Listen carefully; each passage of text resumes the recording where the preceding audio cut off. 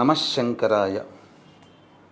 జనవరి 15 సంక్రాంతి సందర్భంగా మీకు ఒక అద్భుతమైనటువంటి పరిహారం, సాక్షాత్తు పరమేశ్వరుడే సాక్షిభూతుడై మీకు భోగభాగ్యాలని అందించే కర్మసాక్షి అవుతాడు. శివరహస్య గ్రంథంలో ఈ యొక్క పరిహారం చెప్పబడి ఉంది. ఈ సంక్రాంతి రోజున శుద్ధమైనటువంటి ఆవునేతితో పరమేశ్వరుడికి అభిషేకము జరిపించి, తదనంతరం మనం ధావళి, కొద్దిగా ఆసనంగా ఉండేటువంటి ధావళి అయినా కానీ, ఆసనాలు దొరుకుతాయి బయట, కంబళి అని అంటాం దాన్ని.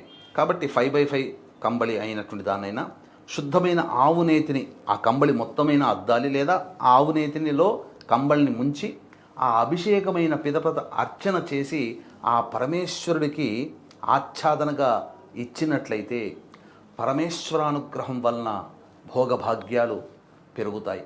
ఇది పరమేశ్వరుడే స్వయంగా చెప్పింది. కాబట్టి అందరూ ఆచరించి పరమేశ్వరానుగ్రహాన్ని పొందండి.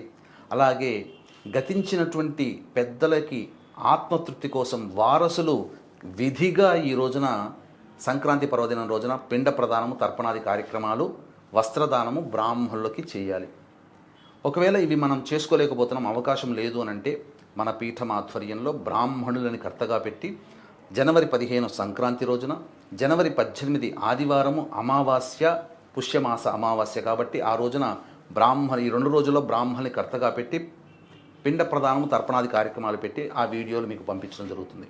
ఇక ఆదివారం అమావాస్య మహా గొప్పదైనటువంటి రోజు కాబట్టి సర్వదోష నివారణ పూజల హోమాలలో భాగంగా బగళాముఖి, ప్రత్యంగిర, రాజశ్యామల, వారాహి, ధూమవతి, కాలభైరవ, శనేశ్వర హోమాది కార్యక్రమాలు జరిపించి శక్తిపాతం చేసినటువంటి కరుంగలి మాల ఇవ్వడం జరుగుతుంది.